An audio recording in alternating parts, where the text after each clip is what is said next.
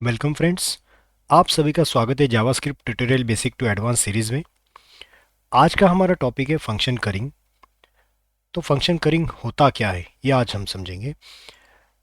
Function करिंग समझने से पहले मैं एक चीज़ आपको दिखाना चाहता हूँ कि सपोज मैंने एक फंक्शन लिखा ऐड, और उस ऐड फंक्शन को मैं सपोज तीन पैरामीटर भेजना चाहता हूँ, ए बी एंड सी, और मैं रिटर्न में इन तीनों का मैं एडिशन करके जो भी रिजल्ट या समेशन रहेगा वो मैं प्रिंट करना चाहता हूँ।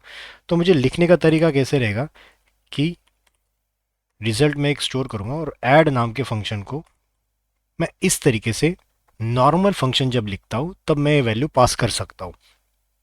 जो मैंने 1 2 3 वैल्यूज पास की है वो one by one, one value जाएगी ए के अंदर, टू वैल्यू जाएगी बी के अंदर और थ्री वैल्यू जाएगी सी के अंदर। सो इन तीनों का एडिशन कर कर जो भी रिजल्ट रिटर्न किया जाएगा उस फंक्शन से, वो रिजल्ट इस वेरिएबल में जाकर स्टोर हो जाएगा और फिर जाकर हम इसको प्रिंट कर सकते हैं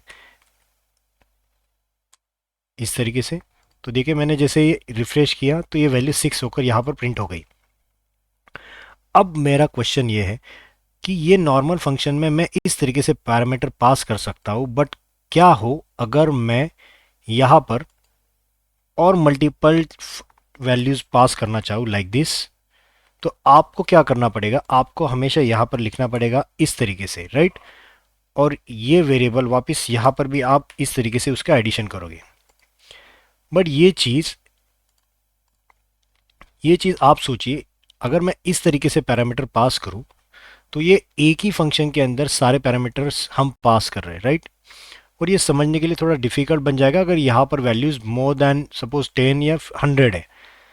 अगर 100 पैरामीटर्स या 10 पैरामीटर्स हमें पास करने हैं तो हम किस तरीके से पास करेंगे। ये तो नॉर्मल फंक्शन का तरीका था जिसमें हम नॉर्मली एक साथ सारे वैल्यूज़ या पैरामीटर्स हम पास करते थे।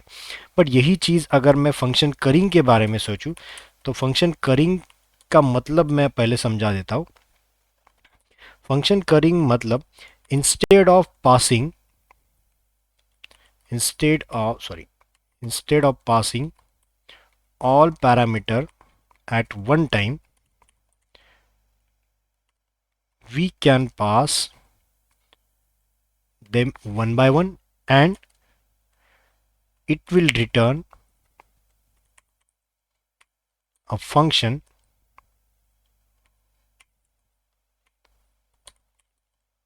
which will take next parameter.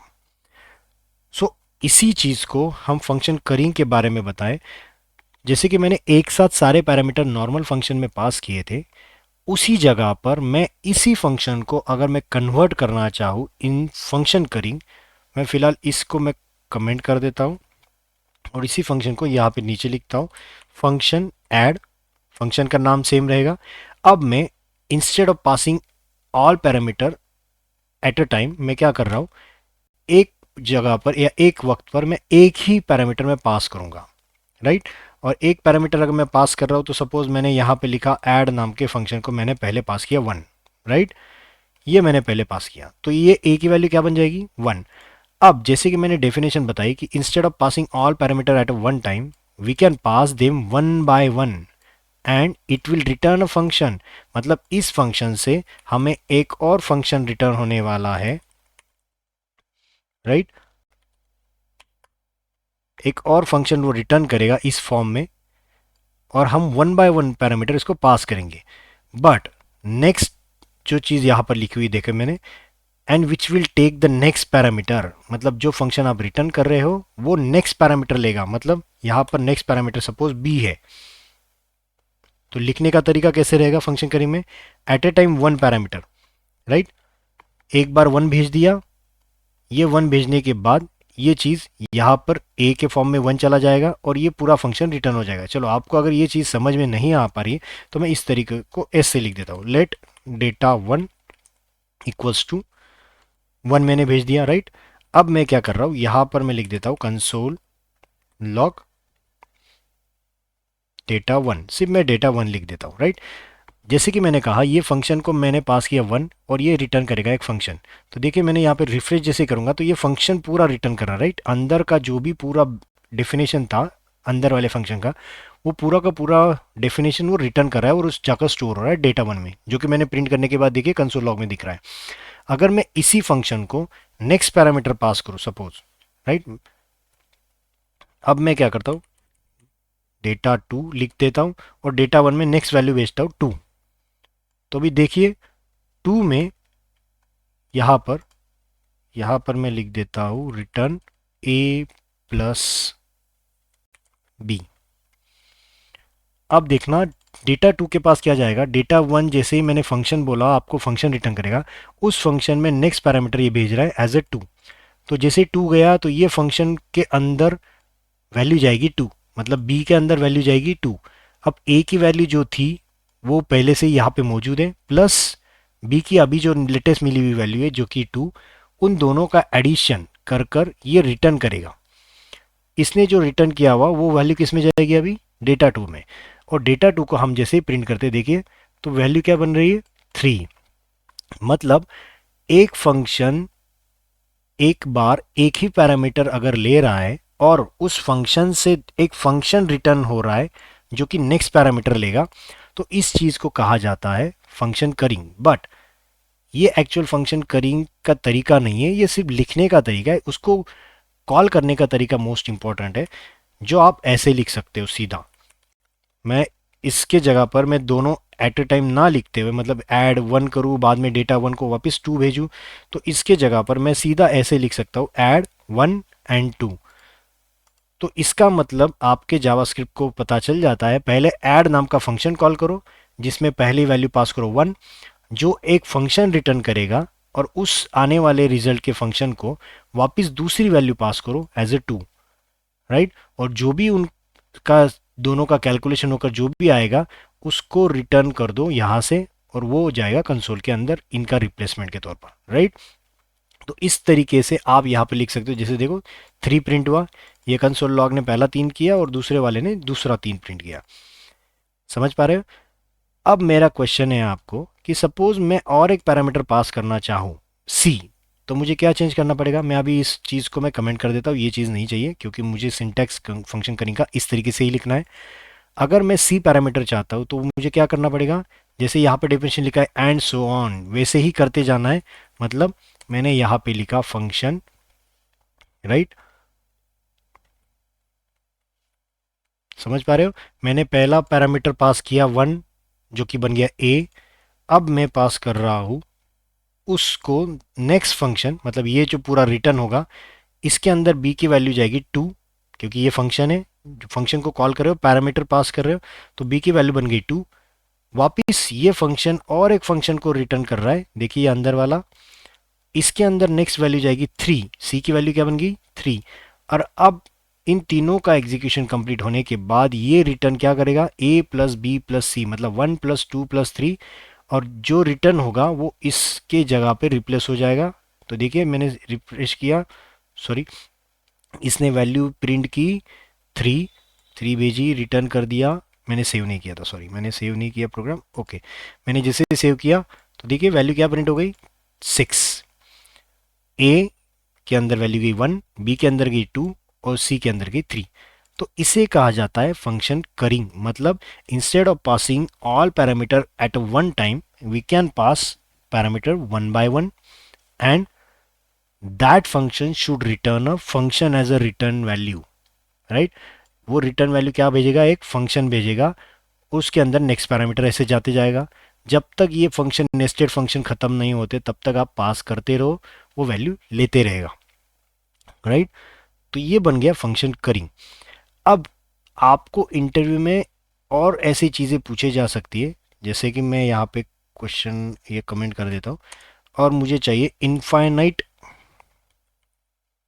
Infinite करिंग जिसे कहा जाता है। इनफाइनाइट करिंग होता क्या है, मतलब आप यहाँ पर वैल्यूज़ बढ़ाते जा रहे हो, कोड में कुछ भी चेंज नहीं कर रहे हो यहाँ पर, बट आप यहाँ पर वैल्यू बढ़ाते जाओगे तो उसका वहाँ पे रिजल्ट प्रिंट होना चाहिए। मतलब इन शॉर्ट मैं ऐसा करना चाहूँ कि मैंने ऐड नाम का फंक्शन लिखा है और इसके अंदर मैं पास करते जा रहा हूँ इस तरीके से, वन टू थ्री, इस तरीके से मैं पास करते जा रहा हूँ।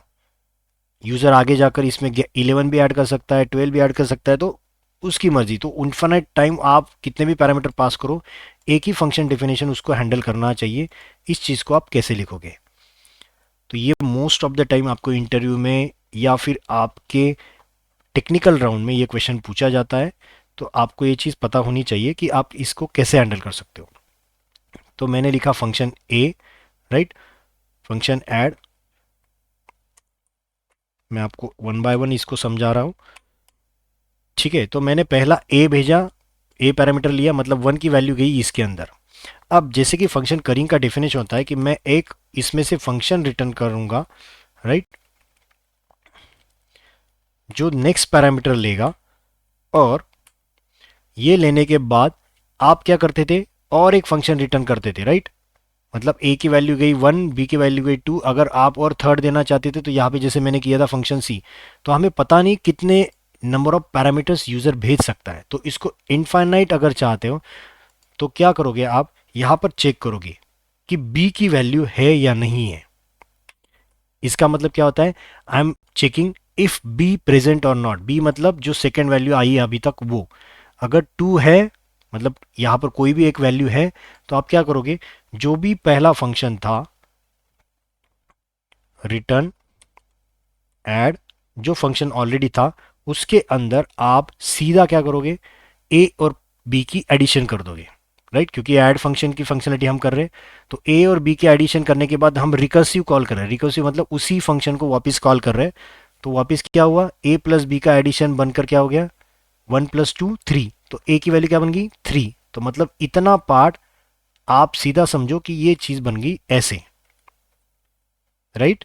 ये थ्री हो गया। अब नेक्स्ट वैल्यू बी के तौर पर क्या जाएगी, ये थ्री जाएगी। वापिस चेक करोगे है क्या, तो वापिस इन दोनों का एडिशन, मतलब ये इन दोनों का एडिशन थ्री प्लस थ्री क्या बन गया, सिक्स। तो ये बन जाएगा इस तरीके से सिक्स। तो इस तरीके से ही ये कंटिन्यू चलते जाएगा जब तक लास्ट ये बी की वैल्यू, मतलब टेन के बाद कोई और वैल्यू तो नहीं है अपने पास। मैं सीधा नॉर्मल सी ये लिख देता हूं। अगर मैं ऐसा लिख दूं तो ये क्या करेगा, ये चीज बी के वक्त क्या जाएगी, बी है क्या, नहीं। अगर नहीं है तो फिर आप क्या करोगे, एल्स के अंदर सीधा रिटर्न ए, जो भी रिटर्न लास्ट वैल्यू इन सबका एडिशन कर चुके हो वो सीधा रिटर्न कर दोगे। समझ पा रहे हो? मैं वापस यहाँ पे लिख देता हूँ जो वैल्यू मेरी थी।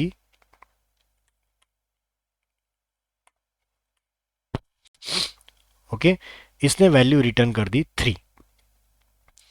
अब देखना, इसको मैंने जैसे ही ये वैल्यू लेकर आया है, इसको मैं कंसोल लॉग में डाल देता हूँ।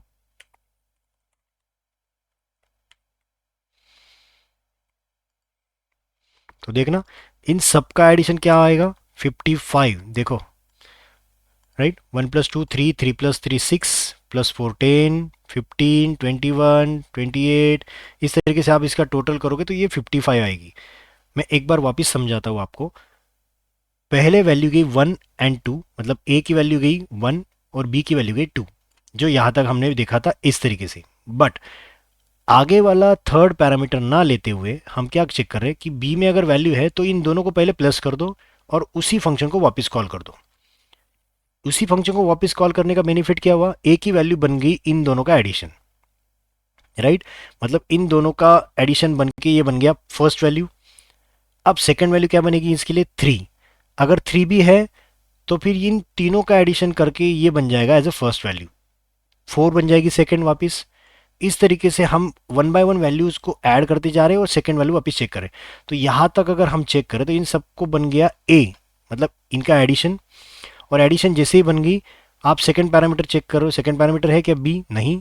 तो इन सब का जो एडिशन अभी तक आ चुका था यहाँ पर आने के बाद, क्योंकि हम रिकर्सिव कॉल कर रहे हैं, और ये जो आया था इसको सीधा रिटर्न कर दो। और जैसे ही रिटर्न करोगे हम उसको ले रहे कंसोल लॉग में, जिसकी वजह से क्या हुआ, हमें इनफाइनाइट फंक्शन करिंग को इम्प्लीमेंट करना आसान हो गया। अभी आप इसमें देखो, मैं यहाँ पर सपोज 11 दे देता हूँ, राइट। अब क्या हो जाएगा, 55 प्लस 11 कितना होना चाहिए, 66। देखो आप जितने भी नंबर ऑफ टाइम्स बढ़ाओगे, 12 कर दिया, सेव किया, देखो 78। मतलब आपको एग्जिस्टिंग कोड चेंज करने की जरूरत पड़ी क्या, नहीं। आप सिर्फ पैरामीटर बढ़ाते जाओ, ये ऑटोमेटिक उस चीज को हैंडल कर लेगा। क्यों, क्योंकि आपने यहाँ पे रिकर्सिव कॉल कर दिया है, राइट। तो ये था आपका फंक्शन करिंग और इनफाइनाइट फंक्शन करिंग। आपको अगर इसमें कुछ डाउट्स है तो आप मुझे इसी वीडियो के कमेंट्स में लिख सकते हो, मैं आपका डाउट सॉल्व करने का ज़रूर ट्राई करूँगा। अगर आपको ये वीडियो पसंद आता है तो प्लीज़ लाइक, सब्सक्राइब और शेयर ज़रूर कीजिए, जिससे आपके दोस्तों को भी इस चीज़ का बेनिफिट हो सके और मुझे इस वीडियो ऐसी ही वीडियो बनाने का मोटिवेशन मिल सकता है। Thank you.